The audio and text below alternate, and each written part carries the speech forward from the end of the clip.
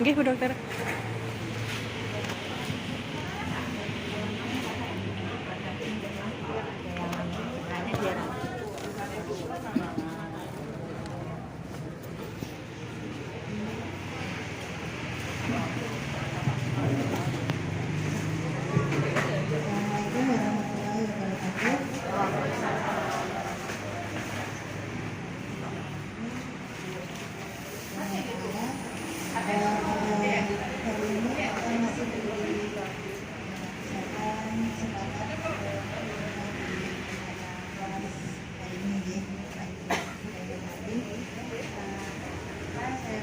Terima kasih atas kehadirannya. Semoga nanti apa yang kita diskusikan bisa membawa manfaat buat Bapak Ibu sekalian di rumah dan juga kita semua. Seperti yang mungkin sudah disampaikan oleh panitia nih, hari ini jadwalnya penyuluhan untuk saya. Penyuluhan yang hari ini akan kita bicarakan mengenai komplikasi diabetes mellitus. Mungkin sebelumnya kenalan dulu nih, katanya tak kenal maka tak sayang. Mungkin barangkali saya Dr. Susilo Fikri, saya di dalam mungkin bisa lebih sering tahunya begini. Dulu sebelum ada peraturan kalau klinik Pratama tidak boleh harus spesialis, dulu saya sempat praktek di sini. Kemudian karena ada peraturan kalau dokter spesialis tidak bisa praktek di Pratama, jadi saya terus tidak lanjut. Sekarang saya di Rizky Amalia dan juga di Mandari Lanjut. Beberapa pasien mungkin yang belum sampai mungkin masih diberikan samanya. Beberapa di antaranya saya barangkali mungkin saya dari Pak dan baiklah, mungkin Bapak Ibu kalian sudah masing-masing sudah dapat materinya ya? Belum enggak? Untuk dengan waktu mungkin saya sebentar saja untuk mengambilkan makalahnya baik tujuannya nanti kita diskusi.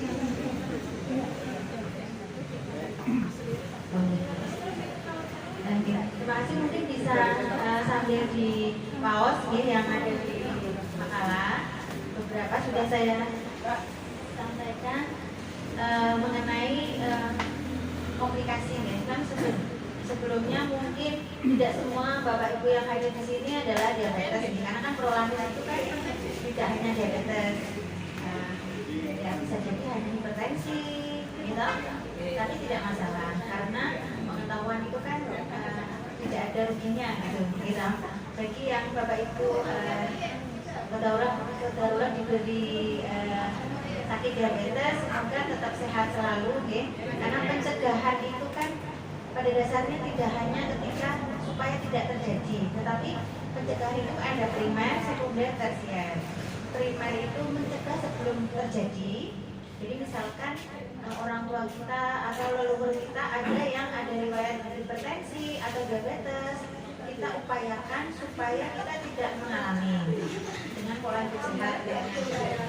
Kemudian pencegahan sekunder yaitu ketika sudah terdiagnosa, itu adalah upaya kita supaya sakit yang ada itu tidak membuat kita mengalami perburukan. Tetap sehat, kalau misalkan tensinya tetap stabil, kalau gula diabetes gulanya terkontrol, sehingga dijauhkan dari pemberatan maupun komplikasi. Itu pencegahan sekunder. Kemudian pencegahan tersier adalah ketika nyusewu diparingi komplikasi. Bagaimana caranya? Upaya kita supaya komplikasi yang ada itu tidak bertambah berat atau tidak menimbulkan kesakitan yang membahayakan, atau tidak supaya sewu kecacatan atau ketidakmampuan. Yang terakhir supaya mencegah harus rawat inap gitu kan. Itu pencegahan tersier. Jadi sebisa mungkin mas apa yang ada di kita itu masih bisa kita fungsikan dengan sebaik-baiknya, semaksimalnya, itu namanya pencegahan tersier. Jadi andaikan di sini yang ada hipertensi tapi tidak ada diabetes, ya semoga tidak mengalami diabetes gitu. Kalau yang sudah ada diabetes semoga selalu baik, sehat, tidak mengalami komplikasi yang berbahaya. Ngerti nggih? Nah, mungkin sebelumnya sudah pernah disampaikan mengenai diabetes dan lain-lain, sehingga saya mengingatkan kembali saja bahwa diabetes itu kan seperti halnya hipertensi, itu adalah penyakit yang kronis, progresif. Artinya apa? Terjadi secara menahun, kemudian progresif. Kalau tidak dilakukan upaya, maka dia semakin lama semakin berat, semakin memburuk. Progresif itu seperti itu. Jadi beda dengan penyakit infeksi, misalkan tipes atau DB, diobati selesai, gitu. Kalau diabetes tidak bisa, karena dia memang sifatnya kronik progresif. Sehingga insya Allah kalau ada yang mengatakan, oh diabetes saya sembuh, saya bebas diabetes, insya Allah mungkin harus dikoreksi kembali pernyataannya atau istilahnya. Karena yang ada itu bukan sembuh tetapi terkendali. Karena tidak ada diabetes kok sembuh, itu tidak ada. Tapi saya gulanya bagus terus Bu Dokter, tidak perlu obat, iya, tapi tetap itu namanya diabetes. Sekali terdiagnosa diabetes, ya diabetes. Bedanya, oh saya terkontrol dengan diet, saya terkontrol dengan obat, misalnya gitu. Alhamdulillah hanya kalau misalkan terkontrol diet, artinya kan selama ini pola hidupnya sudah bagus, menjaga supaya yang tadi terdiagnosa itu terkontrol. Kan pencegahan sekunder nih, pencegahan sekundernya bagus nih, ya kan? Andai kan kalau ada penggunaan obat, sebisa mungkin obatnya seminimal mungkin. Seperti itu. Jadi diabetes seperti itu ya. Nah, di sini kita akan membicarakan mengenai komplikasi, sehingga target kita, tujuan kita, harapan kita supaya pencegahan sekunder berarti gitu, yang ini tidak terjadi, nanti ya, yang depan tidak terjadi. Komplikasi diabetes itu pada dasarnya ada dua bagian besarnya, yang terjadinya akut atau secara cepat, atau yang kedua kejadiannya berlangsung lama proses terjadinya. Jadi enggak mak jegi gitu ya. Besok betul istilah mak jegi. Ujuk-ujuk. Itu bisa diabetes itu. Yang pertama hipoglikemik, yang kedua hiperglikemik. Itu yang ujuk-ujuk mak jegi itu bisa. Contoh misalkan Bapak Ibu sekalian mungkin saking capeknya, saking ruwetnya, pokoknya repot sekali, tapi selalu ingin minum obat atau pakai insulin supaya takut gulanya tinggi, tapi lupa dahar, lupa makan. Tadi sehat, sugar bugar, gulanya baik, tapi begitu minum obat penuh lupa, nggak nyiapkan makan, ada tamu atau emosi yang lain-lain, lupa sampai 5 jam nggak dahar, tahu-tahu biar pingsan. Itu kan mak jegagi ini loh, tadi nggak apa-apa kok gitu loh. Dan itu tadi gulanya bagus, itu kejadiannya berarti penyebabnya langsung atau akut itu tadi. Tapi yang kedua, bagian besar yang kedua adalah komplikasi yang terjadi karena proses yang panjang.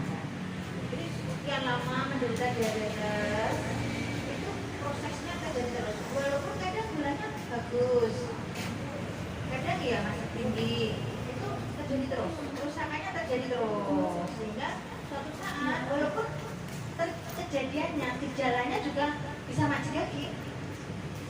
Itu, tapi proses terjadinya kalau dalam penyakit namanya patofisiologi, proses terjadinya kelainan atau misalkan di dalam tubuh itu lama. Contoh misalkan sewu, mungkin kita pernah dengar pasien diabetes serangan jantung, kita koroner. Jadi terjadinya apa kok jantung itu mengalami serangan jantung akut atau koroner? Itu bukan kok moro-moro mak juga itu enggak. Kerusakan pembuluh darahnya itu adalah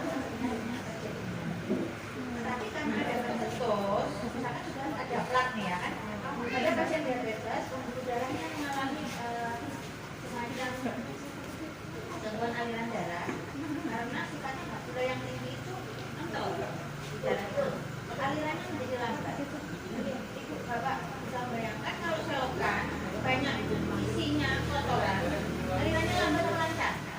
Lambat. Aliran yang lambat ada resiko untuk pinggir-pinggirnya ada sedimentasi itu badan. Dangkal itu badan. Ada tempel-tempel. Sama udara kita juga seperti itu. Cuma bedanya kalau selokan bukan begini. Dia kecuali selokannya ketutup ya, jadinya ya berbeda. Kalau udara kita kan kayak tipan. Endapannya tadi bolongnya begini. Kalau ada sedimentasi lama-lama lubangnya mengecil apa tidak? Mengecil. Nah, alirannya beda. Aliran yang seperti ini efeknya jangka panjang, nggak mati lagi. Tetapi ketika ada pencetus, endapan ini tidak semuanya stabil. Ada endapan yang sifatnya gampang lepas, gitu? Endapan yang gampang lepas ini ketika ada pencetus lepas, alirannya tadi gede nih, masih pembuluh darah yang besar. Terus ngalir terus kan aliran darah kan ikut sampai yang kecil ya. Pindah ke tempat yang alirannya kecil. Bayangkan tadi di sini endapannya sekecil gitu ya. Tapi lubangnya kan besar ya, sejari gitu masih bisa lewat. Tapi ketika bercabang pindah ke tempat cabang yang lebih kecil, cabang itu lebih kecil apa lebih besar dari tanah? Pasti lebih kecil, gitu. Cabang. Plak yang tadi lepas ini nutup. Jadinya mampet. Yang tiba-tiba tidak mendapat aliran darah, mampet. Kan terjadi kerusakan, gitu. Tidak dapat nutrisi, tidak dapat oksigen, gitu. Ototnya rusak, terjadi serangan. Kalau itu di jantung, pembuluh darah yang tadi namanya penyakit jantung koroner akut, gitu. Kalau di otak, stroke. Gejalanya muncul mendadak apa tidak? Mendadak kan? Tetapi proses terjadinya ini enggak sehari-hari, bertahun-tahun. Tapi kita tidak menyadari karena tubuh kita pada dasarnya ada kemampuan untuk kompensasi, sehingga seolah-olah tidak ada keluhan. Apalagi jauh kalau pasien diabetes itu kan ada yang namanya bukan data komplikasinya kalau yang menurunkan darahnya sampai yang kecil-kecil gangguan itu terjadi neuropati. Neuropati itu biasanya seringnya adalah gangguan sensori, rasanya nggak ada atau kehilangan kemampuan sehingga tidak terasa nyeri dada nggak terasa sehingga sebenarnya mungkin rumah nyeri dada nggak enak apa segala macam gejala jantung udah lama tapi nggak terasa. Tahu-tahu gitu pas jembatannya yang sudah nutup gitu tadi. Hanya bilang bukan termasuk yang komplikasi akut serangan jantung itu. Kenapa? Karena sebenarnya prosesnya lama. Cuman munculnya, keluhannya bisa jadi mungkin akut. Jadi mungkin Bapak Ibu bingung, loh kok serangan jantung masuknya di komplikasi kronis gitu ya. Karena maksud komplikasi kronis adalah proses terjadinya komplikasi. Gitu ya. Jadi yang akut cuma dua, darahnya ngedrop, gulanya maksudnya gula darah ngedrop atau hipoglikemik, atau yang naik tinggi hiperglikemik. Itu terjadi bisa dengan kalau sebaliknya tadi kan hipo ya, kalau suntik insulin kemudian mengunjungi obat tapi tidak makan itu bisa tidak drop. Tapi sebaliknya tidak, sudah enak badan saya sering ya, karena namanya juga sakit kronis itu godaannya adalah bosan, bosan. Apalagi merasa badannya sudah enak, bosan untuk kontrol. Repot satu, nomor dua badannya ya enak, gak ada keluhan, sehingga ya usah usah kontrol, sehingga mungkin beberapa bulan tidak minum obat atau tidak pakai insulin, tapi lupa dietnya rodok los, oke betul. Nah gulanya jadi tinggi, gula tinggi bisa tidak sadar, gula rendah juga bisa tidak sadar. Sehingga kita harus bisa membedakan supaya tidak keliru. Tadi di sini juga saya sebutkan beberapa cara membedakan. Jadi kadang-kadang keluhannya itu yang jelas gampang membedakan adalah ketika ngedrop itu kan lemes, sama-sama lemes ya. Nah bedanya kalau ngedrop gulanya itu lemesnya disertai keringat dingin, lembab, dingin semua, terus kunang-kunang kayak orang kelaparan, terus ketika dikasih makanan atau minuman manis, terus membaik. Tapi kalau lemesnya orang darahnya gulanya tinggi, hiperglikemik, tidak bisa. Jadi malah cenderung kering, nggak lembab, kering, haus, lemes, capek banget, sudah dahar tapi tambah capek, tambah lemes. Bedanya itu, terutama yang paling dampak. Sehingga jangan sampai kebalik. Lemes itu sudah minum manis kok tambah lemes loh, tinggi ini. Karena kalau hipo minum manis seger, bagus lagi. Mungkin awal-awal seolah-olah habis dahar, habis minum manis, oh seger, tapi habis itu lemes lagi. Itu kalau yang hiper. Kalau yang hipo, betul, minum manis juga tuh seger hari gitu loh. Maksud saya benar-benar yang sudah sembuh gitu loh, yang lembab-lembab hilang gitu loh. Itu yang paling gampang karena istilahnya adalah trias hipoglikemik. Itu kalau yang hipo. Satu, ada gula rendah sampai mungkin kurang dari 70. Untuk masalah keringat dingin atau pingsan itu beda orang, beda ketahanan ya. Ada yang gulanya sampai 60 kurang itu ya masih ada. Ada juga yang gulanya 70 sudah pingsan, juga ada. Cuma yang jelas ketika diberi gula baik itu kalau hiper ya tambah berat. Itu salah satu yang paling gampang ya. Jadi Bapak Ibu yang terutama yang kandungan gula harus hafal ya. Biasanya yang memang memperhatikan tubuh sendiri itu yang hafal, karena sejujurnya yang paling mengenali tubuh kita sendiri adalah ya kita sendiri, bukan dokternya. Karena kadang-kadang kita merasakan apa itu mau menjelaskan ke dokter kan sulit ya. Jadi dokternya ya hanya sekitar cocokan teorinya, kemudian kira-kira menerima informasi dari pasien itu seperti itu, Bu Dokter, bayangkan seperti itu ya. Karena istilahnya beda gitu. Kalau di Jawa ini alhamdulillah pendefinisian pusing itu soke banget, ngeluh, cumleng, mumet itu beda-beda gitu. Kalau bahasa Indonesianya pusing gitu, cekot-cekot itu beda lagi. Apa namanya, mumet, cumleng. Kalau cumleng kan kayak kita lagi batuk pilek, flu, cumleng gitu. Kalau bahasa Indonesia ya pusing aja, pusing kok gitu. Alhamdulillah bahasa Jawa kan istilahnya banyak, jadi kita bisa iya rada-rada lebih jelas gitu, mendefinisikan gitu. Sehingga yang paling mengenal tubuh kita ya kita sendiri sebenarnya. Jadi mohon Bapak Ibu sekalian mulai sekarang itu benar-benar yang mengenali diri kita. Saya biasanya kalau ngedrap itu mulainya seperti apa? Kadang-kadang nggak langsung terima gini, mungkin dulu, mungkin kok nggak bisa mikir gitu ya. Tapi sebaliknya kalau hiper atau lebih itu lemes saja, bawaannya tuh capek asal-asal udah gitu. Tapi kalau orang hipo itu lebih cepat terjadi. Dan pasien diabetes lebih tidak tahan ketika terjadi hipoglikemik daripada hiperglikemik. Kenapa? Karena sudah terbiasa tinggi gulanya, ya kan? Adaptasi. Jadi ketika gulanya rendah, langsung keluarnya lebih mudah muncul. Nah, mungkin sudah biasa gulanya 250, 300 teles. Begitu gulanya 80 aja, umat kayak orang nggak bisa mikir gitu. Makanya ketahanan orang beda-beda. Tetapi pasien diabetes itu secara umum gula yang rendah itu lebih mudah timbul keluhan ketika dibanding gula yang tinggi. Makanya sering 3 bulan tidak kontrol merasa baik-baik aja. Gitu. Saya lanjutkan poin yang harus diperhatikan itu. Kemudian kenapa bahayanya hipoglikemik? Karena kejadiannya aku tadi ya, hipo bisa sampai timbul kematian menjauh, terutama kalau pada pasien diabetes yang tinggal sendiri itu berisiko lebih tinggi karena tidak ada yang menyadari kalau yang bersangkutan mengalami hipoglikemia.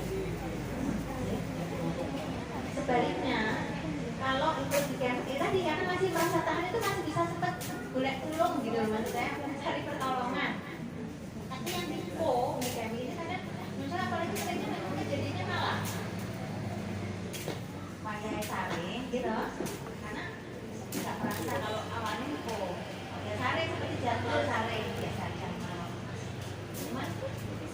saya biasanya jam 1 ini sebelum subuh itu Mbak Putri sudah kok belum, kalau ada keluarganya kan mungkin kan gitu sebentar, oh mungkin lo gak bisa kan terus dibangunkan, dicari gitu ya, dibangunkan kok aneh kabeh tapi bernafas.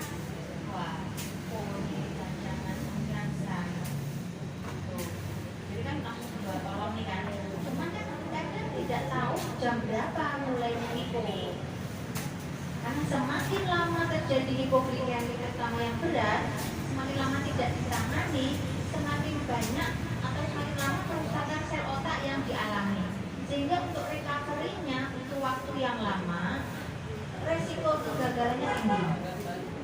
Jadi yang saya kadang beberapa pasien yang tidak berhasil ketika hipoglikemik, karena ketika dibawa ke rumah sakit benar-benar sudah tidak sadar sama sekali, tidak respon apapun kecuali bernafas sama denyut jantungnya masih ada, gulanya rendah sekali, tapi kan tidak tahu dari seberapa jam yang lalu, sehingga ketika sudah dikasih penanganan hipoglikemik secara semestinya gulanya sudah bagus, tetap tidak mau sadar, lama banget berhari-hari, artinya kan sudah terjadi kerusakan otak yang permanen. Sudah dilakukan pemeriksaan yang lain-lain normal, artinya apa?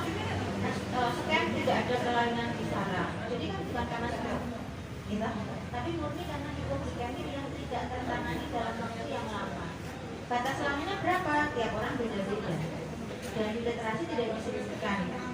Jadi sebisa mungkin, secepat mungkin hipoglikemik harus segera diatasi. Kalau hipoglikemik ringan gampang, sudah mulai kenalunan, sudah mulai lembab-lembab,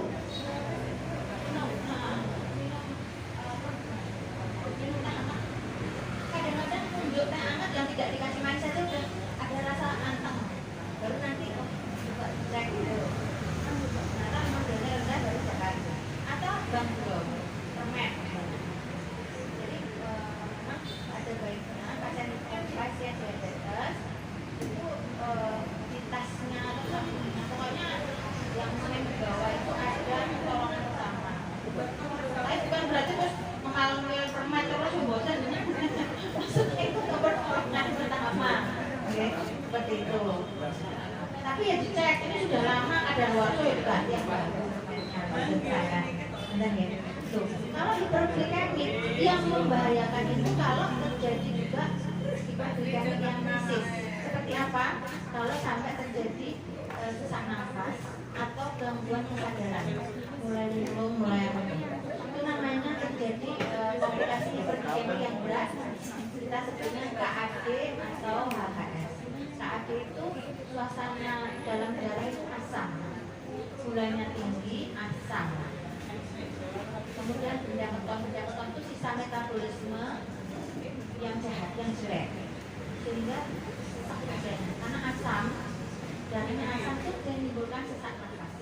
Pasien sesak nafas tidak batuk, tidak punya asma, nggak ada suara kiki, nggak ada suara grog-grog, pokoknya sesak nafasnya kayak orang pendek-pendek. Itu bau kayak tinor itu loh, tinor apa ya? Bau-bau kayak gitu lah. Zat kimia tinor ya, tinor kan dia betul nih. Sengak-sengak, kayak bau tic-tac gitu. Tic-tac atau spidol ya? Nih. Nah itu baunya namanya kayak gitu. Padahal nggak ada itu, nggak ada pakai spidol, nggak ada apa. Jadi itu yang namanya KAD. Ini nyun sewu yang berpotensi terjadi KAD itu kalau gulanya lebih dari 250. 250 sudah bisa terjadi KAD. Tetapi tidak semua pasien yang 250 KAD ya. Maksud saya gula sewaktu lebih dari 250 itu berpotensi terjadi KAD. Apabila ada yang lainnya, misalkan ada infeksi, kemudian pasiennya puasa, puasa yang berkepanjangan. Jadi kan kalau puasa, satu lagi, pasien diabetes tidak dianjurkan puasa yang berkepanjangan. Artinya kalau mau puasa ya harus sahur. Oke ya Mbak. Jangan puasanya bablas. Mumpung hari Senin, alhamdulillah besok hari Senin itu mau periksa jadwal kontrol, mau puasa Senin Kamis sekalian. Jadi Senin puasanya dari sore jam habis maghrib, besok pagi diambil darah bablas sampai besok nanti maghrib lagi, itu namanya 24 jam. Itu beresiko terjadi hiperglikemik yang tidak terkendali.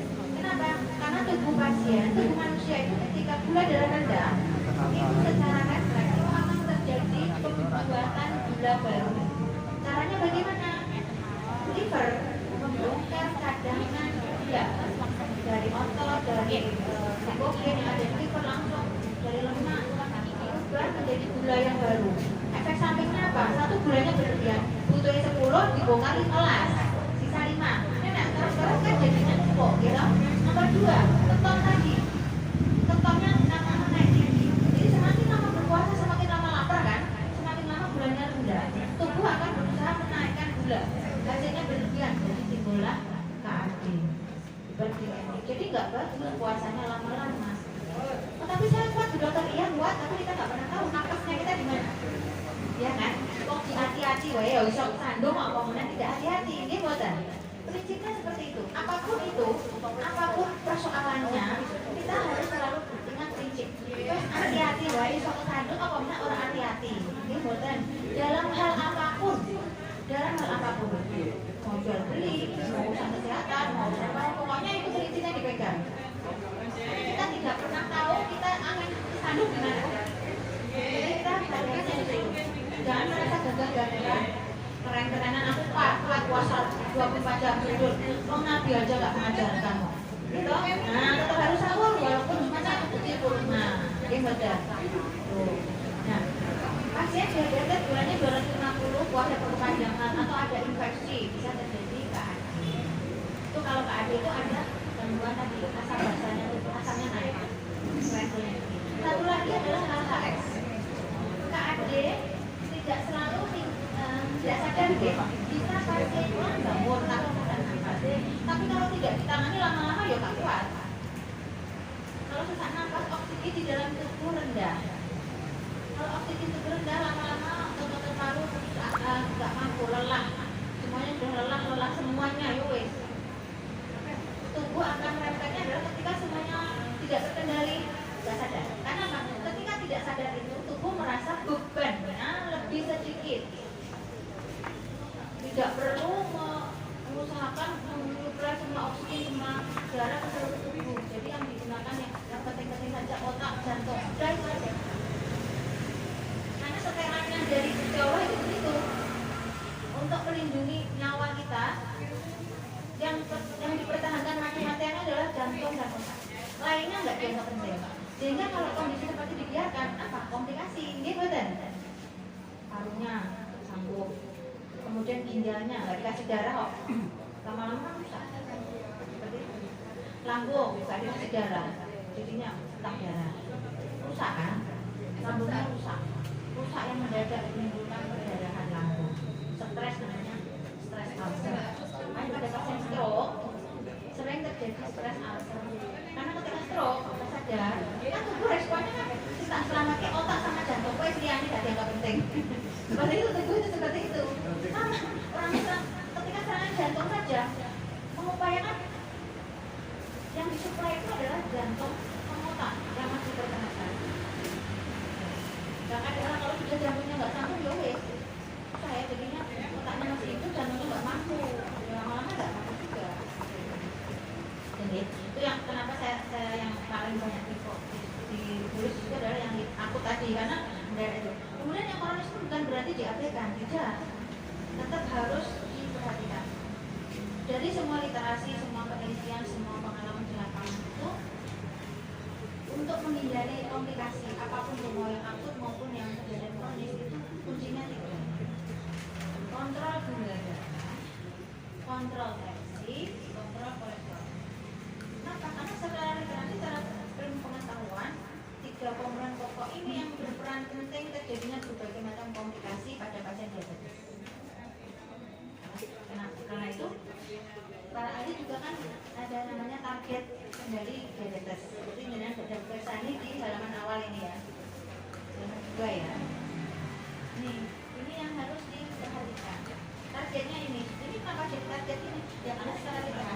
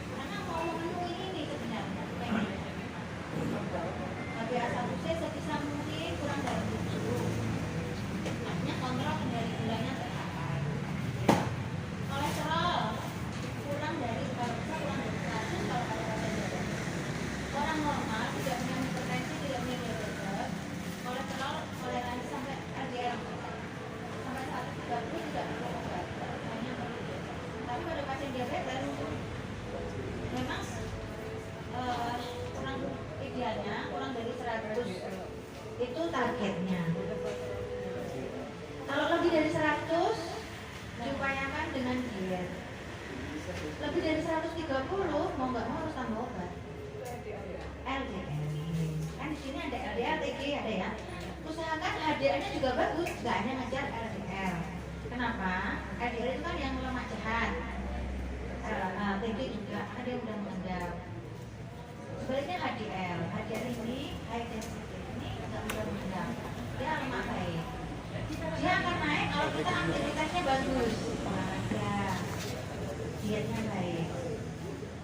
Jadi nggak cukup diet gitu, maksud saya harus ada kegiatan fisik juga, gitu. Olahraga senang, jalan kaki, jogging, sepeda, renang. Untuk memperbaiki HDL, diet dan memperbaiki LDL sama targetnya. Dan Bapak jangan ketahui bahwa gula, kolesterol, dan itu sahabat karib. Tadi saya matur yang tidak ada kolesterol, tidak ada gula, tapi punya hipertensi, tetap harus berusaha supaya DM ini tidak datang. Karena DM paling banyak itu bukan karena faktor keturunan, tetapi karena faktor pola hidup. Ya ada keturunan, tapi kalau pola hidup baik ya nggak jadi sakit. Tapi nggak ada keturunan, tapi kalau pola hidup jelek ya jadi sakit. Jadi lebih banyak ke lifestyle, pola hidup. Ada beberapa memang pasien diabetes yang karena faktor genetik, kemudian berdoa dan dari SD sudah diabetes itu karena memang kekurangan insulin dari sononya. Kalau kebanyakan yang munculnya ketika dewasa itu bukan insulinnya yang kurang Bapak Ibu, tetapi insulinnya satu lemah, dua pankreasnya biasa kasih makan banyak gula sehingga bisa terus nih pankreasnya nih mengeluarkan insulin, lama-lama capek malu sakit. Terus insulinnya bolak-balik kerja, gulanya nggak entek-entek, makan terus sampai gula capek juga.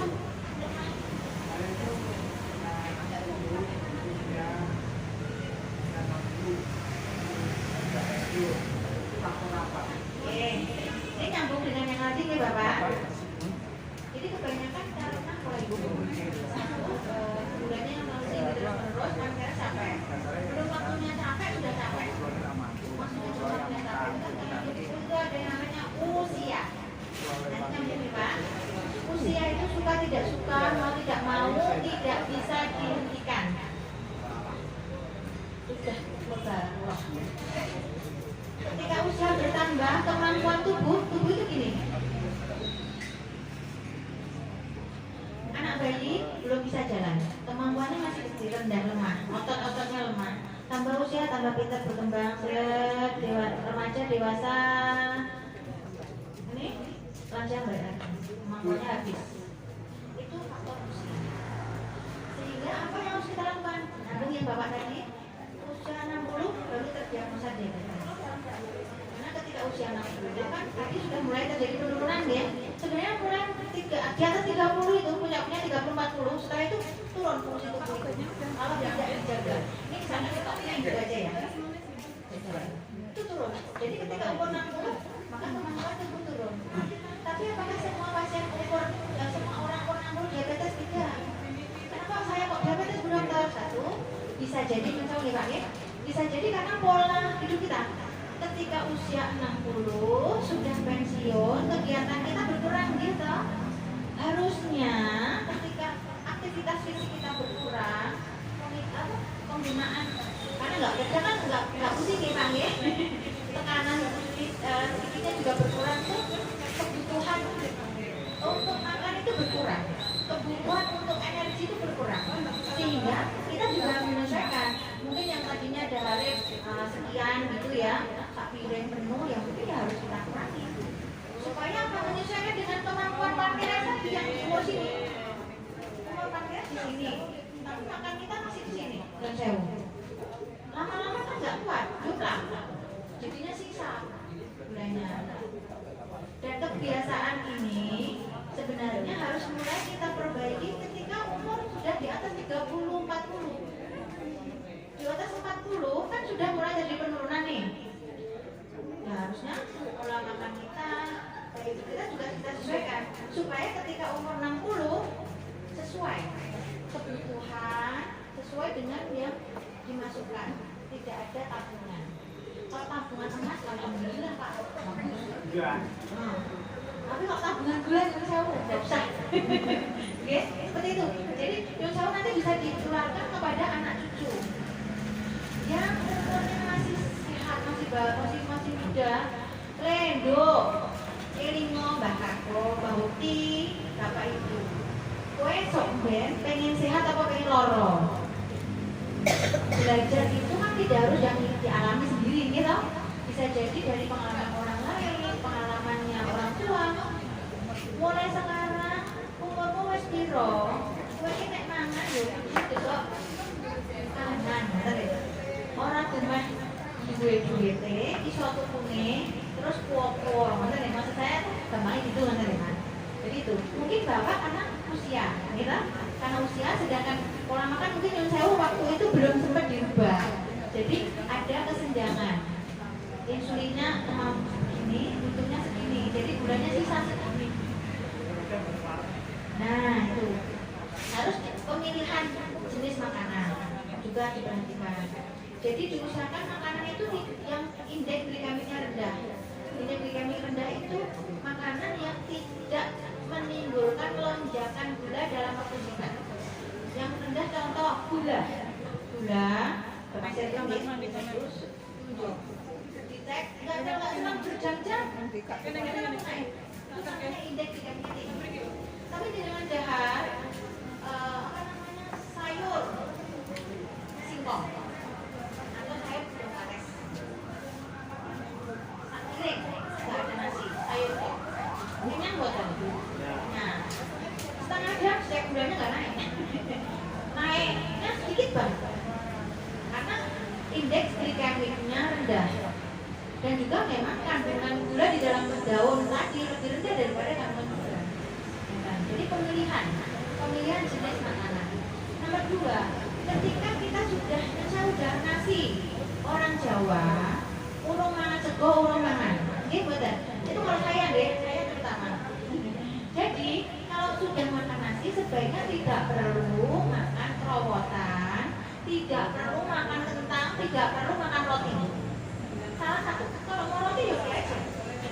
Nah kita ini menjauh makanan barat sampai makanan timur dimakan semua. Orang barat sehari roti, kita tengah-tengah makan nasi. Orang timur makannya sagu, singkong, sagu. Nah kita semuanya dimakan. Nah, sudah dahar nasi jam 7, jam 10 dahar singkong. Nah kan double berarti, gitu. Jadi kalau memang tidak makan nasi, tidak makan, berarti ya udah nasi adalah makanan utama saya untuk karbohidrat. Sehingga saya tidak akan memasukkan karbohidrat jenis lain. Jadi bukan berarti jangan selalu nyalakan goro-goro sego, enggak. Nasi kalau secukupnya ya nggak bikin gula tinggi. Tapi sebaliknya, ketoknya makan kentang, keren makan kentang, kentang ya makan gulanya tinggi. Justru langsung tinggi. Saya cuma makan bakwan, lu lah bakwan kuih. Dari terigu, minyaknya, wow, gulanya tinggi.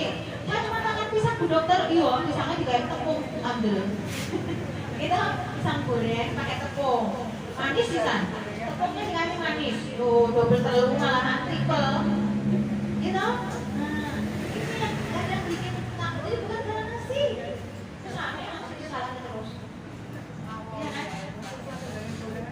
Nah, susah itu bukan berarti nggak bisa bu, bisa, gitu. Nah, yang tidak sakit gula aja makan roti itu juga bisa bikin naik berat badan. Mau dia susah. Saya tuh bukti, sudah membuktikan. Kalau saya tuh banyak makan roti, berat badan saya tuh naik. Padahal nasi saya bisa kurangi. Jadi akhirnya ya udahlah saya mengira memang saya manusia nasi, nggak makan nasi nggak afdol. Jadi saya nggak usah makan roti, nggak usah sok-sokan makan roti gitu loh. Maksud saya. Saya di rumah sarapan nasi sendiri, karena saya nggak mau nasi, nggak apa-apa saya makan nasi. Karena saya makan roti tapi lapar lagi Pak. Jadi kan nggak jadi turun berat badan, gimana ini? Nah, jadi kita lebih mengenal diri kita masing-masing, ya. Coba tolong sekali lagi yang mengenal diri kita adalah kita sendiri. Kalau ibu merasa, oh saya kok susah ninggalin gorengan, ya udah nggak usah makan nasi Bu. Udah gimana? Jadi harus pilih itu, hidup tuh harus pilih, nggak ada hidup pengen semuanya itu nggak bisa. Kalau gorengannya iya, nasinya no, mau kan deh. Nanti itu baru ini mau bakwan kare, kerupuk lagi ini. Dan itu ayam tepung,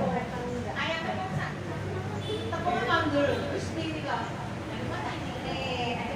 Kita ya nggak lah, ayam nggak ada enak. Jadi maksud saya itu kita harus bisa memilih apa yang kita makan. Karena memang harus disadari prinsip yang kedua. Tadi yang pertama kan harus hati-hati, tidak wangi hati-hati wae sok sandung, ya. Nomor dua adalah hidup itu harus milih. Gak bisa kita semuanya. Setiap pilihan ada konsekuensi yang harus kita bayar, yang harus kita terima. Ya. Itu prinsip apapun dalam hal apapun termasuk juga ini makanan. Saya suka nasi, saya suka roti, saya suka kentang, saya suka telur, saya suka semuanya. Ini saya sendiri maksudnya. Tapi saya tahu, saya ingat kalau saya makan semuanya, saya pengen berat badan turun nggak bisa. Tapi kalau saya nggak makan nasi, tapi saya nggak bisa juga. Ya wes lah, saya pengen sehat, pengen berat badannya nggak naik-naik terus. Ya udah saya pengen nasi saja. Jadi dipilih mana yang terbaik yang dibutuhkan oleh kita, tubuh kita, bukan mana yang diinginkan. Gusti Allah itu memberi yang dibutuhkan, bukan yang diinginkan. Kalau misalkan yang dibutuhkan adalah kok sama dengan yang diinginkan, apa? Nah, prinsipnya adalah hidup itu pilihan, makanan juga pilihan. Karena apa yang kita makan nanti yang akan kita tuai. Seperti itu, oke? Balik lagi ke yang tadi. Ketika kita kendalinya kan gula, kolesterol, darah tensi. Kenapa? Karena tensi ini bersahabat karib. Kan tadi di situ kan sahabat karib. Oke, dokter, saya dulu nggak gula, saya cuma tensi, kenapa saya jadi gula? Ya coba dipikir-pikir lagi, apa yang jahat selama ini? Mungkin kegiatan jahatnya mungkin sama, tapi kegiatannya berkurang. Itu juga bisa menjadikan gulanya berlebihan. Atau sebaliknya, kegiatannya sama, tapi makanannya bertambah. Jadi kan dia kebutuhannya lebih sedikit dari yang dimasukkan. Biasanya kita jangan besar pasak daripada tiang, kan gitu loh. Nah ini orang pasaknya besar, tiangnya besar, pasaknya jadi butuhnya sedikit kan ya. Kalau gede kan kerjaan juga nggak benar juga gitu. Satu lagi adalah kelola stres. Karena dari pengalaman maupun literatur itu kontrol gula itu menjadi kacau ketika tubuh itu mengalami stres. Stres dalam hal apapun.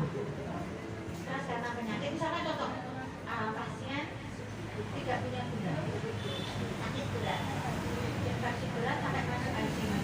Pasien itu gulanya bisa tinggi, namanya stres hiperglikemia. Tetapi ketika pasien itu tidak ada dasar DM-nya, dikelola cepat, dia menjadi baik, dan kontrol lagi gulanya. Tapi beda, ketika pasien sudah diabetes, terjadi stresor dalam tubuhnya, itu gulanya jadi tinggi, kontrolnya susah.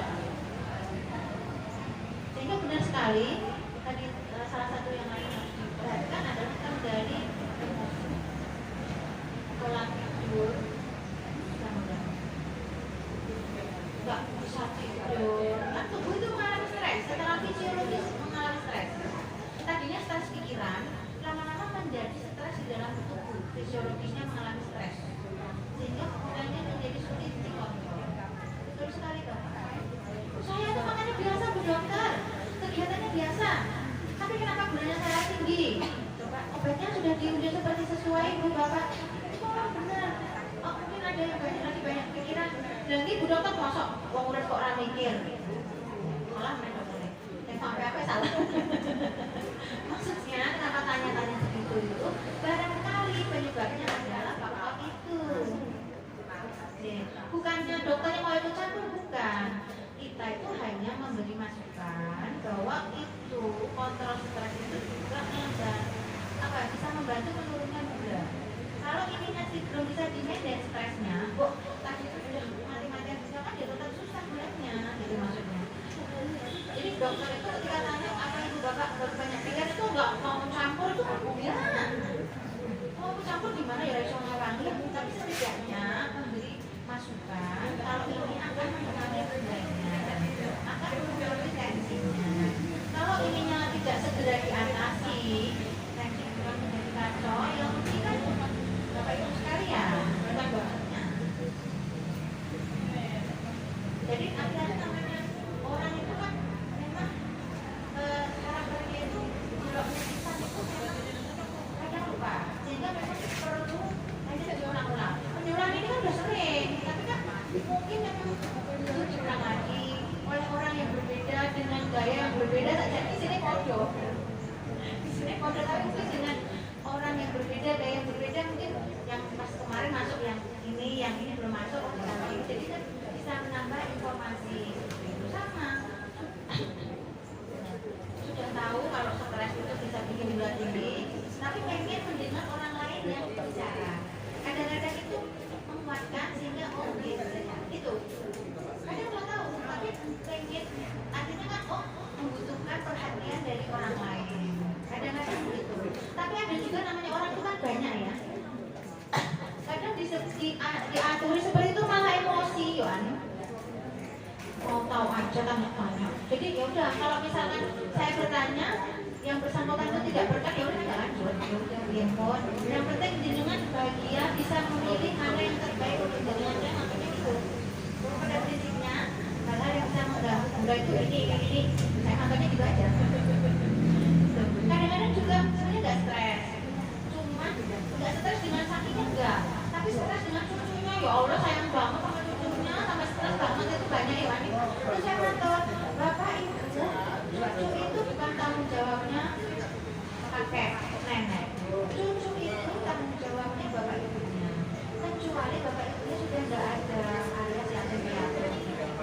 Selama bapak ibunya masih ada, kakek nenek itu cukup mendoakan, membantu cucu saya, tapi nggak usah bikin stres. Nanti kalau jenengan stres, gulanya tinggi, tensinya tinggi, jenengan sakit, jenengan nggak bisa berdoa, nggak bisa ibadah nih, karena tugasnya kakek nenek itu mendoakan, ya nggak lagi nuturi macam-macam tuh.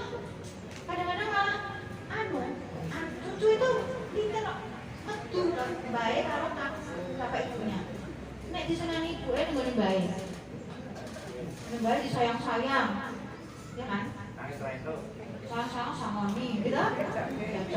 Mau beli apa saja boleh. Ya di rumah kan nggak boleh ini gitu ya. Nah kita sebagai kakek nenek mohon dengan bijak itu kita menyayangi tanpa harus membuat harga diri orang tua atau anak kita itu menjadi rendah di mata kita. Gitu?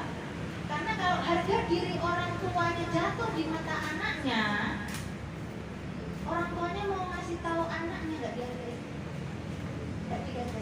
Jadi kita sebagai nenek kakek nih, saya menempati diri sebagai kakek nenek ini ya, itu ya cukup menyayangi tanpa harus misalnya mengintervensi parenting. Ya kita kan anak cucu kita di mana nih, ada balita ya udah ya. Tapi jangan misalkan kita udah tahu nih, nggak boleh jajan cilok pedes. Ya udah kita juga nggak usah ikutan. Oh ya udah kita tak membantu. Ini baik udah jajan cilok, jangan, itu namanya ngajak tarung. Jangan, dan itu yang contoh sepele ya. Contoh yang lain yang lebih besar, misalkan masalah yang anaknya udah agak dewasa, misalkan bapak ibunya bilang sekolah yang bener, nggak usah neko-neko, nek ke kancah sing apik, ora usah neko-neko, ojo ngerokok. Orang tuanya udah baik gitu ya, baik. Rapopo nyoba-nyoba kuwi rapopo. Itu merendahkan orang tuanya, tolong. Itu bukan kakek yang sayang tuh enggak, kakek yang membuat rusak cucunya.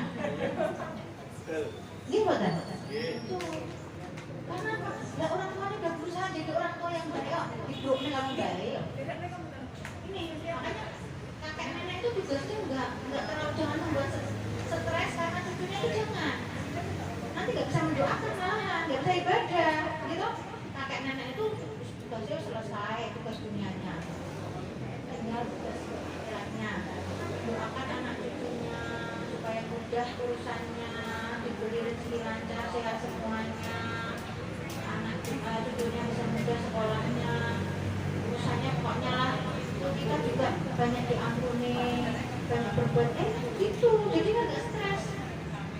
Sesekali boleh lah, misalnya anak minta tolong boleh, tetapi anak juga nih, yang sebagai anak nih nggak boleh itu membebani baik, jadi yang utama jangan. Saya berusaha sebagai anak nih tidak membebani bapak ibu saya sebagai banyak anak-anak itu yang mengganggu. Kalau misalkan minta tolong beliaunya tidak bisa, ya udah nggak masalah. Ya udah, kalau ini anak saya kok, ya saya tanggung jawab. Maksud saya berusaha yang baik, saya juga usaha juga ini. Nggak bisa memberi kesempatan baik untuk ibadah, gitu. Jangan mbak mau ditek, kamu pengajian gitu, udah pengajian kok. Kecuali aku harus dolan lah mbak, daripada dolan betulnya tidak dolan. Yang beda maksudnya, ya kita kadang minta tolong. Ya aku putih itu ya seneng, cucu lah. Tapi jangan menjadikan beban. Tetap tugas kita itu mendoakan, kakek nenek itu mendoakan tugas utamanya, bukan ngurusi nih ya. Ngurusi itu udah membantu, kecuali dalam kondisi yang sangat-sangat terpaksa. Saya misalkan bapak ibunya keluar kota, kerjanya jauh, tapi kan tidak semua kampung muti seperti itu kan, hanya satu kecil kan itu prosesasinya. Hanya saya bilang secara umum. Atau bapaknya sudah tidak ada sehingga ibunya harus bekerja, yang kerjanya jauh, dititipkan dengan baik.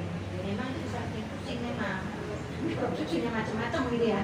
Tapi kan ketika seperti itu artinya kan orang tua sudah melimpahkan tanggung jawab ke baik, berarti kan parenting ada di baik. Ya bukan berarti kok makin baik kalau enggak, kalau itu kan beda.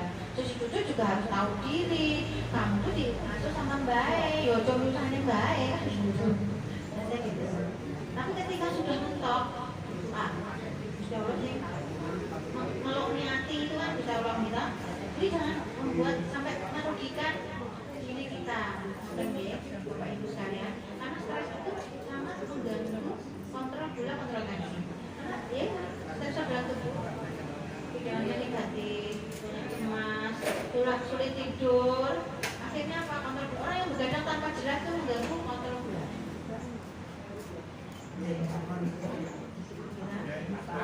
Nah kalau terus-terusan terjadi ya komplikasi gitu.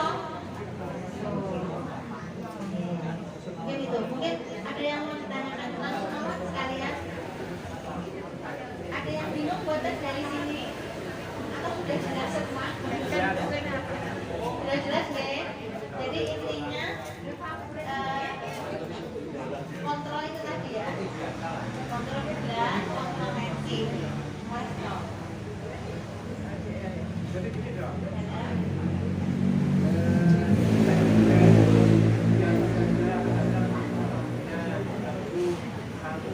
Puasa atau sewaktu Pak? Bukan maksudnya puasa. Puasa. Terus seandainya ini juga usianya sudah Oke.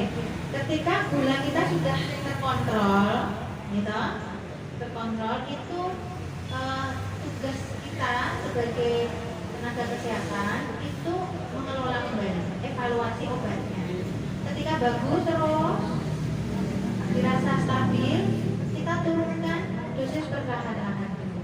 Jangan langsung stop Bapak. Nah, apalagi kalau obatnya lebih dari satu, kalau langsung stop itu bisa terjadi kenaikan lagi. Sehingga memang nyapehnya itu memang harus pelan. Ngeremnya nggak boleh mendadak. Ngeremnya harus halus sampai berhenti.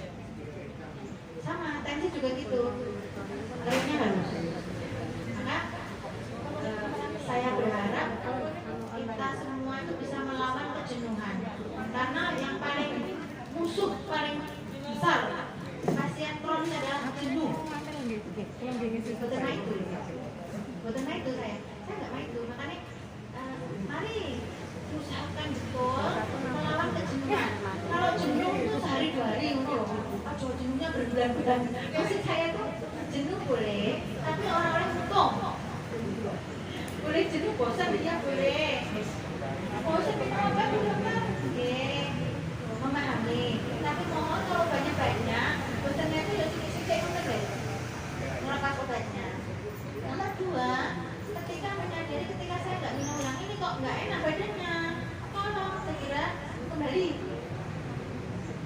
iya coba belasan ngoten ya maksud saya. Oh tujuannya mereka nek minggu rono enggak sampai sana. Minggu sini dari lagi sana. Walaupun tujuannya lama tercapai tapi kan masih ingat tujuannya ke sana. Gitu. Orang kejutan yang belokan.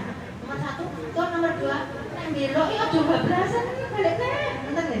Maksud saya itu karena PR-nya kita bersama. Saya tuh enggak main game. Bosan itu iya. Makanya saya ngerti itu bosan iya. Makanya kita mari kita sama-sama itu melawan kebosanan itu. Ketika bosan jenuh, pokoknya lagi pengen break, pengen tidak kontrol, suwe-suwe yang ngoten ya maksudnya. Ini kok ibaratnya gimana? Aneh Pak Sambu, Sender. Pak Sambu dari sini kan ke alun-alun sampai ke kiri kan gitu. Nek bosan ngomong terus di mana? Sekali pengen belok lewat kiri Asia. Tapi muter-muter deh. Muter-muter apa sampai bablas, sampai Kerapia, lu kok ngalor nek? Nanti sampai Langon, Pasar Budi kok Langon gitu. Kan enggak nyampe ngoten deh. Gitu. Ya kalau sampai Langon ada yang dibeli. Kalau enggak sampai Langon yang sewu. Bablasannya kok sampai Langon. Ada halangan di tengah jalan. Kan repot. Ngoten deh. Belok, bosan lewat sini ya udah. Lewat lor. Sini ya. Rapi tapi nanti aduh. Nah, yang kedok balik kiri lagi itu deh. Ben arahnya kembali ke Pasar Bundel. Kok juga di Pasar Bundel loh, gitu loh. Oke.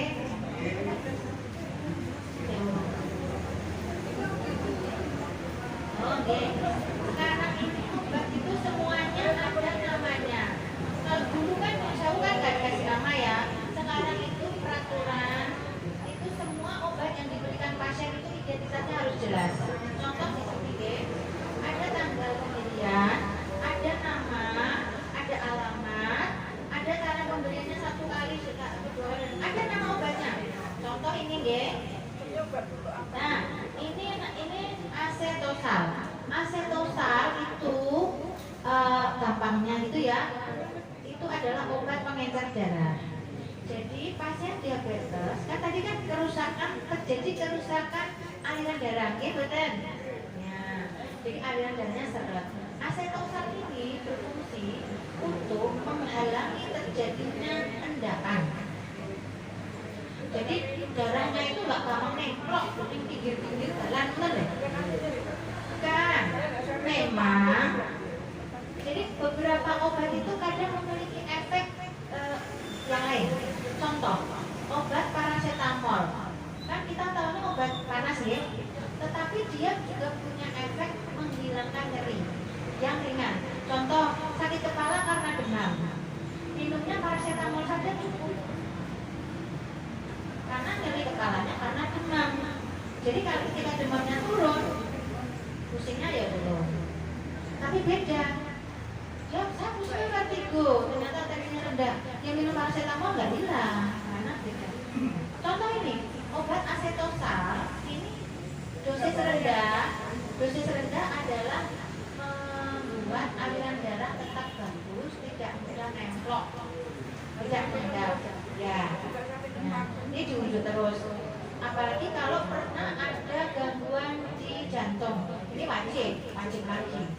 Karena kan kalau nggak dikasih ini plaknya itu nanti nempel-nempel atau plaknya efek sampingnya ini adalah menyetabilkan. Jadi plaknya nggak gampang lepas dari plak yang udah kadang ada. Ya, jadi kalau obat-obat yang sudah disarankan dokter, insya Allah sudah dipertimbangkan masa-masa efek sampingnya. Jadi manfaatnya pasti akan dilihat yang paling besar dibanding efek sampingnya. Karena kan kita diajarinya harus tahu obat yang diberikan ke pasien itu efeknya apa, RE apa. Sehingga RE ini kalau suatu saat terjadi, kita tahu antisipasinya apa. Jadi nggak sekedar obatnya efeknya gini. Jadi kadang-kadang yang saya mungkin yang bilangnya herbal alami itu kadang yo jenenge wong dokter yo dodol jamu ki yo nomor 1 nomor 2 ngene aku kan gitu. Kadang tidak tahu efek sampingnya apa. Dia hanya menggul didigong-gongke wong efeke manfaatnya. Padahal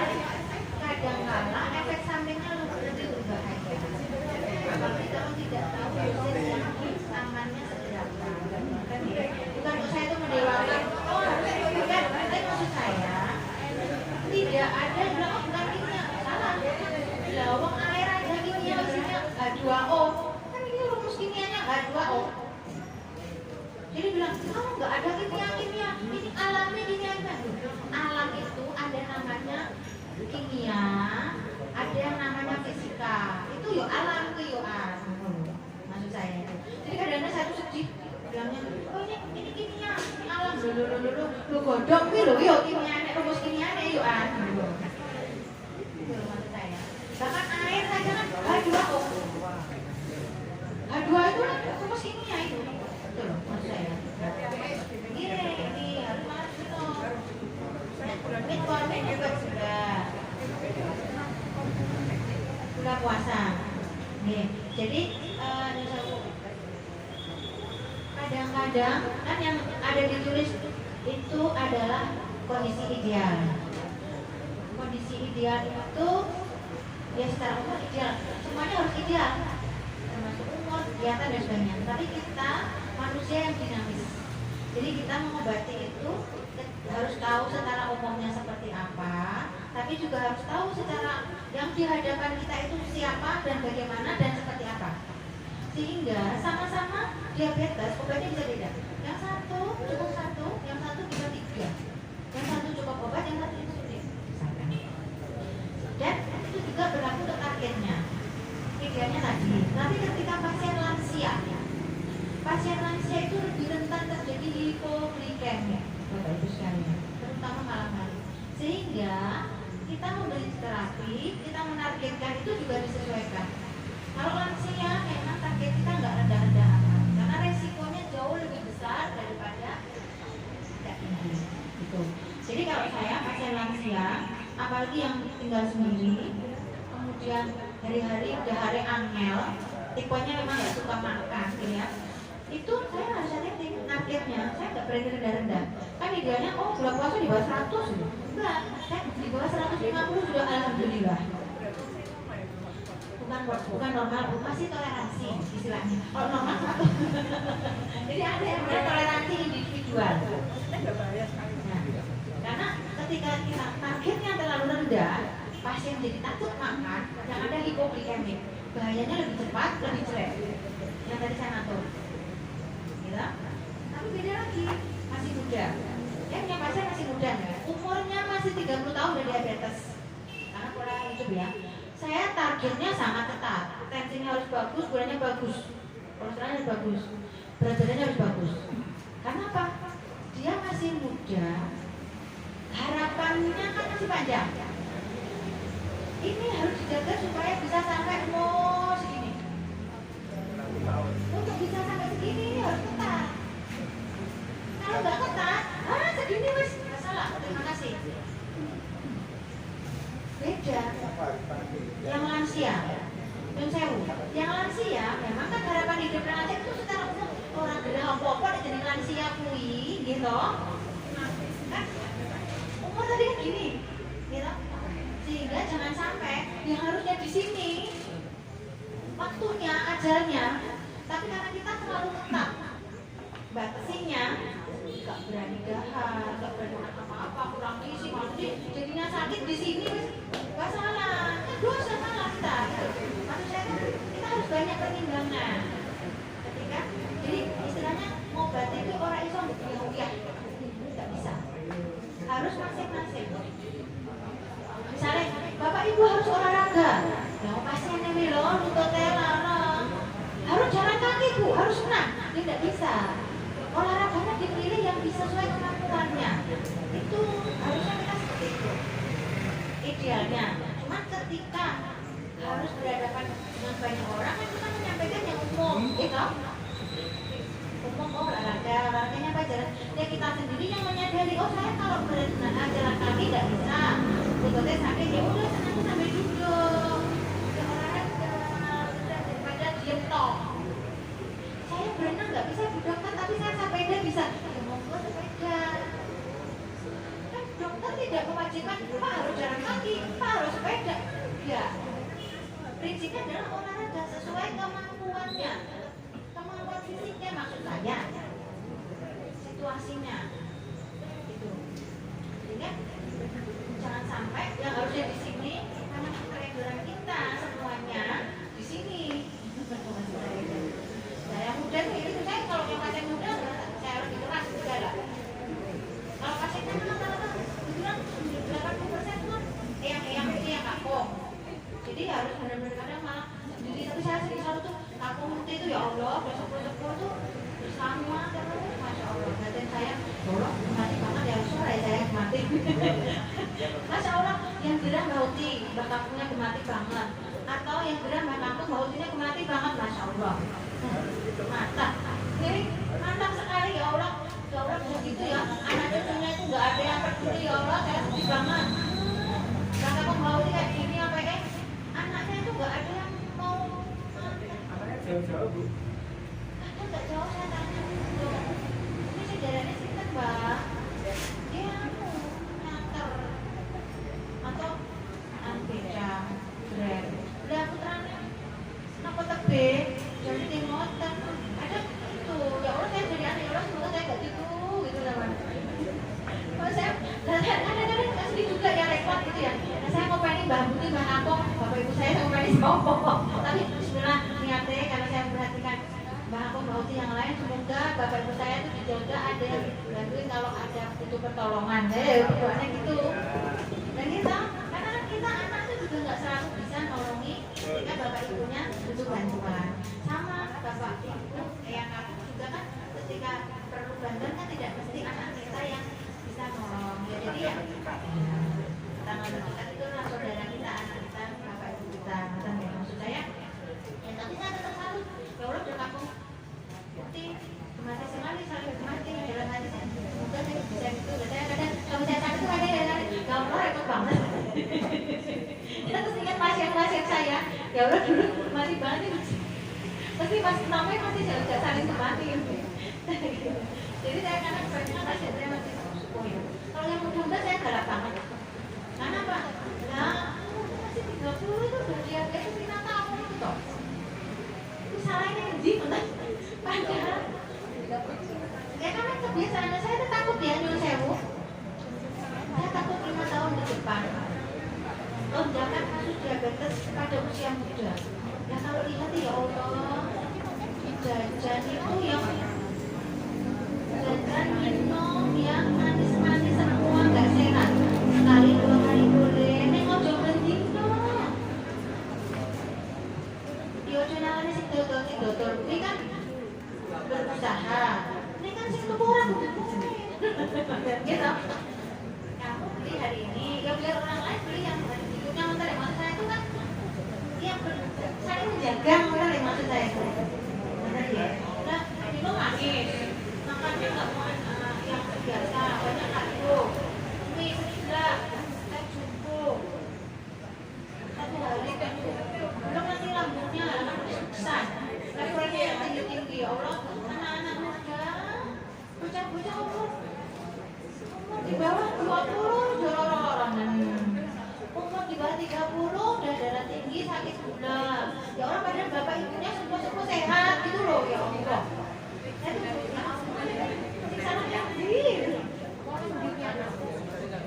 ya orang jual nggak salah, yang salah yang beli. Tidak bijak pembelinya, gitu.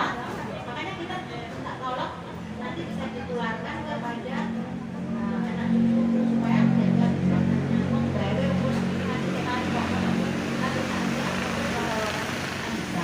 mungkin ya, mungkin ada lagi yang ya. Mengenai berupa dan ini ada faktor karena usia apa nanti faktor karena udah. Maksudnya pasien diabetes. Jadi komplikasi diabetes itu dari ujung kepala sampai ujung kaki. Prinsipnya adalah gangguan di vaskularnya. Nah, lupa itu bisa menjadi salah satu komplikasi daripada diabetes ketika menyerang di organ otak. Bisa jadi juga karena faktor usia. Bisa juga kalau obat insya Allah tidak ada Pak. Yang efeknya obat gula gitu kan, obat gula jadi lupa itu enggak ada. Tapi obat jadi gulanya ada. Sehingga karena juga apa? Obatnya kan kadang banyak nih. Oh ya satu lagi. Pasien diabetes yang ada komplikasi jantung. Insya Allah pasti obatnya banyak sekali. Karena untuk jantung itu ada obat yang pokok itu nggak bisa dikurangi itu. Obat pengendar darah, obat kolesterol, walaupun kolesterolnya rendah Jadi kadang-kadang tensi kita udah bagus, gula bagus, kolesterol bagus, tapi kok masih dikasih obat. Tujuannya apa? Bagusnya itu kan karena dikasih obat ini. tujuannya untuk menjaga ini bagus terus. Apakah semuanya harus diminum Bapak Bu Dokter? Tergantung. Kita tugasnya mengevaluasi. Tensi. Misalkan obat tensinya 3 macam, obat beratnya 2 macam. Kita evaluasi, ketika bagus terus minimal 3 bulan, kita evaluasi, kita coba turunkan. Turunkannya satu-satu, kita digeraknya satu-satu. Obat tensinya baru turun 120, 80, belum target masuk, gitu. Yang tadi amlodipin 10 mili, kita coba 5 mili. Yang lainnya lanjut dulu. Bulannya bagus terus turunkan. Yang tadinya 3 kali jadi 2 kali, kita evaluasi. Besok gimana bulan depan? Oh aman, masih target. Bulan berikutnya, aduh, naik lagi. Naik lagi, kita tanya dulu masalahnya di mana? Apakah capean, banyak yang menguras pikiran, atau makanannya yang seger banget? Ya kalau ada ini ya kita berbagi dulu, obatnya jangan kembali yang ini tadi enggak, tetap yang dikurangi tadi. Evaluasi, bulan depan, oh bagus, aman berarti. Bulan bagus, ya udah dengan dosis yang dikurangi tadi, aman. Iya ada hitam ya. PRB 3 bulanan kita 3 bulanan balik ke rumah sakit. Itu tugasnya gitu. Kita evaluasi. Kita lihat track recordnya. Selama 3 bulan ini di mana? Kemarin dipulangkan dari rumah sakit di PRB bulannya bagus, aja bagus. 3 bulan lagi datang. Iya. Padahal obatnya masih sama kan? Ibu kok bulannya naik? Oh dokter, kemarin banyak ini. Oh yaudah, kita nggak naik dosis dulu. Lanjut dulu, cek bulan depan. Loh, naik lagi di sini. Lah, ini salah ketoknya orang masalah mangan deh. Orang masalah capek deh. Karena memang kayaknya memang pola makannya yang jelek, mau nggak mau dosisnya harus dinaikkan. Tapi sebaliknya, balik lagi kok bagus ya. Coba ya Bu ya, saya kurangi. Besok bulan depan bagus lagi. Udah pas 3 bulan berikutnya kembalikan dengan dosis yang baru. Kan tugas kita sebenarnya seperti itu. Asal Bapak Ibu semua juga kerjasama. Selama 3 bulan di lepas itu dijaga betul gula, tensi, kolesterolnya dan lain-lainnya supaya obatnya ini yang tadinya banyak bisa berkurang sampai sebisa mungkin nggak ada obat yang harus diberi.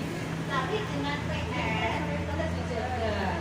Jadi pas 3 bulan lagi datang, bagus. Oh, udah nggak kita coba dikali. Lah, kok 2 bulan langsung gede? Loh, itu berarti orang kerjasama. Bapak Ibu semua tidak menjaga kerjasamanya, kan gitu maksud saya. Oke, tuh. Jadi obatnya diminum, tetapi nanti evaluasi itu dari kita gitu. Jangan menurunkan sendiri kecuali terjadi hal-hal yang emergency. Misal ngedrop, ya obat gula harus stop semua dulu. Tapi bukan berarti sebulan nggak minum obat, Bapak Ibu ngedrop kisah orang ngedrop sebulan, besok datang hiperglikemik jadinya. Ngedropnya 1 hari, ya udah nggak harus obat. Masih ya gulanya. Sama keluhannya gimana? Oh keluhan liponya ya nggak ada, aman di sini. Gulanya berapa? Loh, kok gulanya di sini? Ya weh, nanti obat gulanya gitu loh, maksudnya menghentikan sementara sampai saat jalan kembali. Sama tensi juga gitu. Kok priaman? Ini ternyata di tensi, loh tensinya kok rendah sekali. Dia sehari sampai keluhannya hilang, nggak usah minum tensi. Terus baru itu tensi lagi. Oh tensinya bagus ya, coba obatnya nggak usah diminum lagi, tapi 3 hari 2 hari tensi lagi. Loh kok naik? Udah diminum lagi dulu, maksudnya naik. Menghentikan obat itu nggak terus ngedrop misalnya yang menghentikan 3 bulan. Ya sebenarnya ini jangan seperti itu, oke? Jadi kalau komplikasinya jantung yang obatnya pakem, ada obat darah tinggi, obat kolesterol, obat pengedar darah, obat penguat jantung, obat pembuang cairan supaya kerja jantung tidak berat, kan minimal 5 itu. Selama tensinya masih target, diunjuk nyambung. Tapi tensinya cenderung rendah, terus nggak kakinya udah nggak mengganggu, nggak apa ya, coba dikurangi obatnya, membuang cairan itu pelan-pelan bertahap. Tapi at least ada yang namanya obat minimal itu 3 itu obat tensi, terus kolesterol, pengedar darah. Sehingga apa? Ketika ada komplikasi jantung, obatnya minimal 3, terus kemudian gulanya juga sering tinggi, minimal obat gulanya juga banyak. Untuk menghindari obat yang banyak-banyak ini, alangkah baiknya pilihannya adalah insulin. Karena obat tensi, obat jantung nggak bisa diganti suntikan. Obat gula yang tak gambreng bisa diganti suntikan 1 kali misalkan. Jadi kan mengurangi potensi lupa minum obat, atau mengurangi potensi bingung ini nek kok obatnya iya kayak saat ini. Gitu. Tuh. Terus berikutnya, tadi juga kan salah satu cara untuk mengurangi gula kan minum air putih yang banyak ya. Tapi ingat di sini kalau ada gangguan jantung, gangguan ginjal, untuk air putih juga hati-hati. Karena kelebihan air putih itu bikin sesak kalau jantung, oke? Kalau ginjal bikin bengkak ya tetap juga akhirnya, karena pengeluarannya tidak sebanding. Itu deh. Kalau yang di sini yang itu kan teori secara umum. Kalau ada pengecualian itu makanya nanti kasuistik. Nanti kita mengobati itu case by case. Tidak bisa sama. Dosisnya juga nggak bisa sama. Tapi ada yang namanya dosis standar saja. Jadi kalau misalkan Pak Dokter, Bu Dokter kalau menyarankan insulin, apalagi HbA1c-nya ketika 6 bulanan tinggi, ya mendingan itu menurut saya. Karena kok efek samping insulin itu sebenarnya paling rendah dibanding obat-obat bikin mual, kan? Bikin enak, bikin nggak selera makan. Insulin itu efek sampingnya lorong sebenarnya. Tapi suntik insulin itu kan lembut nih jarumnya, nggak kayak waktu diambil darah kan sakit. Seperti insulin itu lembut. Kalau andai kan obat gulanya banyak nih, Bapak Ibu, kalau obat gulanya cuma 1 mati ya nggak apa-apa, obat insulin. Kan ada tuh, ya Allah saya banyak banget punya pasien yang nggak bisa CPRB. Gara-gara obatnya tuh banyak banget, gulanya nggak bagus-bagus. Setiap mau dinaikkan dosis nggak usah Bu Dokter. Udah lah, kan saya juga nggak bisa maksa. Daripada kasih insulin juga nggak masuk. Kosan tak kasih insulin di rumah nggak pakai, dibawain obat nggak minum buatnya jadi. Kembali lagi, semua pilihan ada di pasien, ada di Bapak Ibu. Kita nggak boleh maksa. Kita bisa menyarankan, mengatur. Saya ngambil insulin Bapak Ibu nggak percaya udah. Akhirnya obatnya harus banyak, ya dia meneh. Makanya nggak bisa sama dengan tadi. Karena keberhasilan terapi sesungguhnya dari dalam diri pasien masing-masing. Keinginan untuk sehat, keinginan untuk tahan, keinginan untuk apa ya istilahnya bagus, itu menjadi pendorong utama. Dokter itu hanya salah satu pendorong yang mendorong. Karena sebenarnya 3 bulan pertama obat gula, kecuali kadar gulanya sangat tinggi. Pertama diet, gaya hidup, olahraga itu teorinya. Tapi kan pasien datang itu komplikasi kan. Dingin Bu Dokter, saya kok dingin terus, ternyata dicek gulanya tinggi.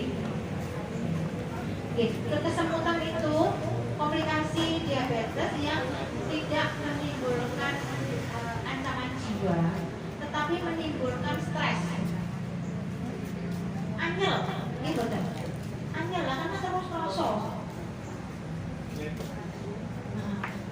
Dan resikonya kadang-kadang kalau yang tugas nggak terasa, kandung nggak terasa, tahu-tahu lukanya jadi susah dulu gitu. Ya, kalau terjadi bahaya kalau seperti itu.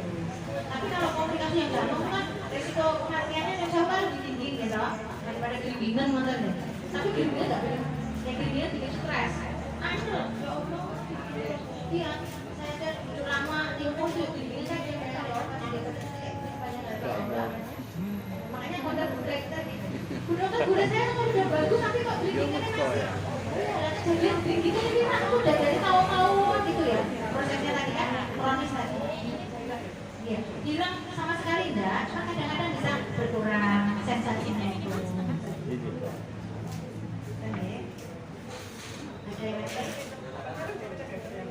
Dino. Sama. Mungkin dokter kan sudah memberi pertimbangan buatan.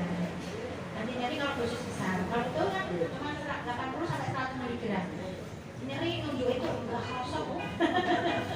Obat nyeri itu untuk yang acetosa, masih dosisnya tuh jadi di atas 250 ya. Segitu ikut-ikut kok yang nyeri. Nggih, gitu kan nggih. Mungkin ada lagi yang ingin ditanyakan? Sampun? Oke, sudah sampai mendengarkan. banyak salah, mohon maaf. Semoga Bapak Ibu sekalian kita semua sehat selalu, dijaga kondisinya, bisa ibadah dengan baik. Amin. Matur suwun.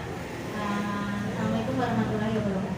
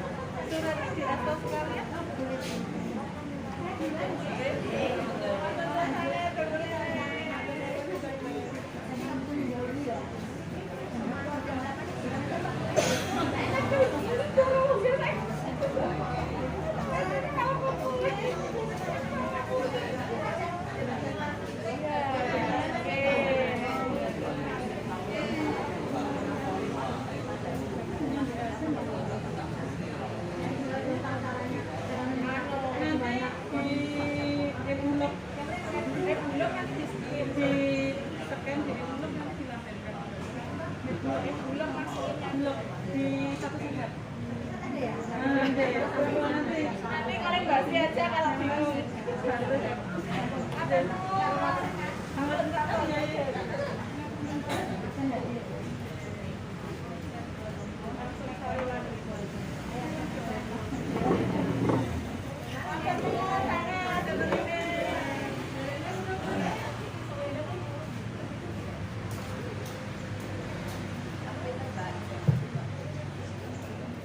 Pangapunten Ibu, untuk hari ini tadi untuk dokternya kita ganti sama dokter di sini. Beliau dokter spesialis dalam. Kemungkinan untuk dokter Sitinya Surat dan namanya masing-masing ya. Surat dan dokter spesialis juga dari Muardi. Jadi saya kemarin beliau tidak bisa, saya gantos dengan dokter spesialis dalam. Untuk obat yang belum ambil, ada yang belum ambil Bapak Ibu? Nanti sekalian ambil gitu di pendaftaran sini, di pendaftaran yang cek, nanti langsung ambil sekalian untuk cek, nanti langsung berjalan. Untuk pasien HT nanti sekitar jam 11. Dadasnya untuk cek hari ini khusus yang DM dulu. Baru selesai DM nanti penyembuhan untuk peserta HT, baru pengambilan cek nggih. Jangan kan ada yang ditanyakan Bapak Ibu? Sampun nggih?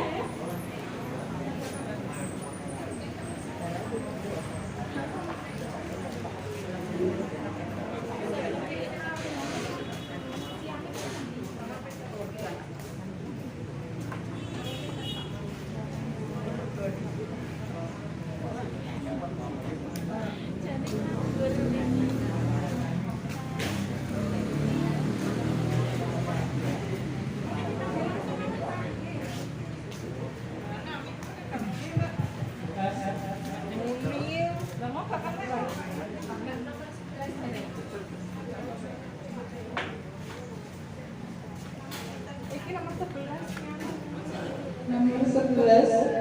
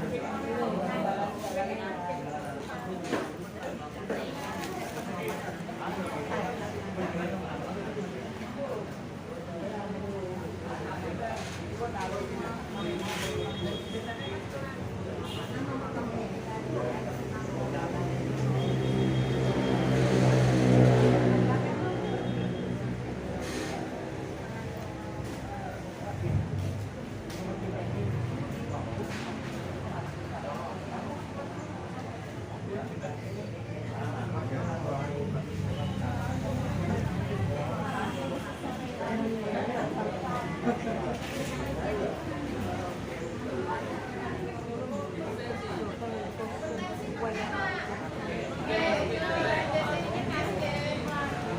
Mbak.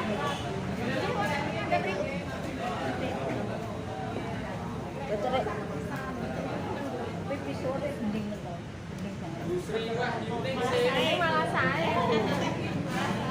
Anak kula terang ati lho.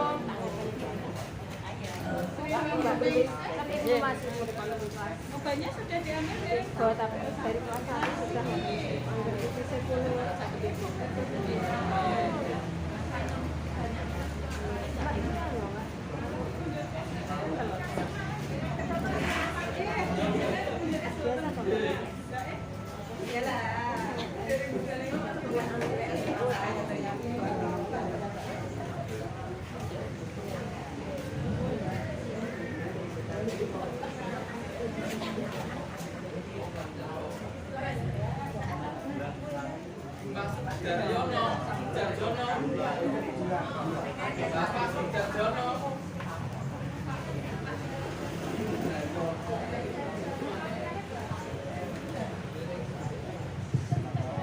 Bapak Sudarjono,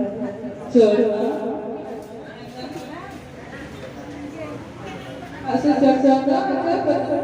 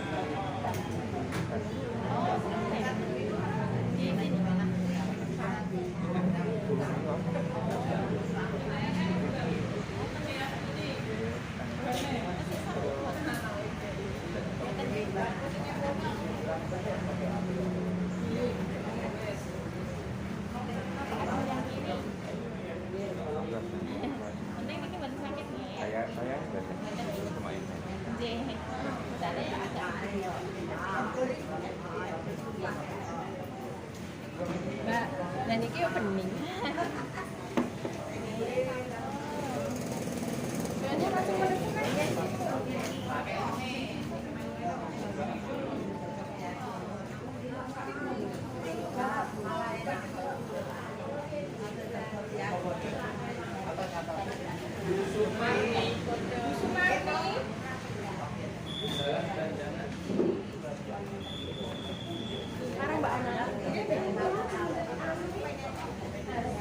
Beranjangan nih mantap.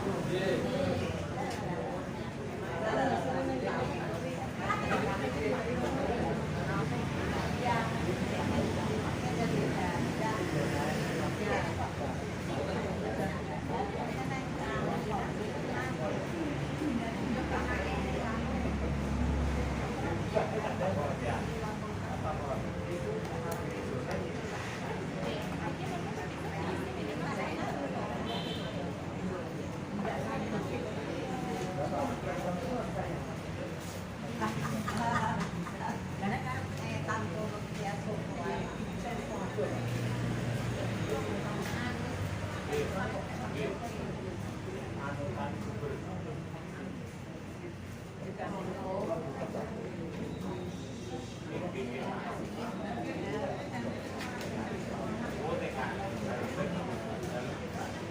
nama Bapak Supir. Bapak Supir.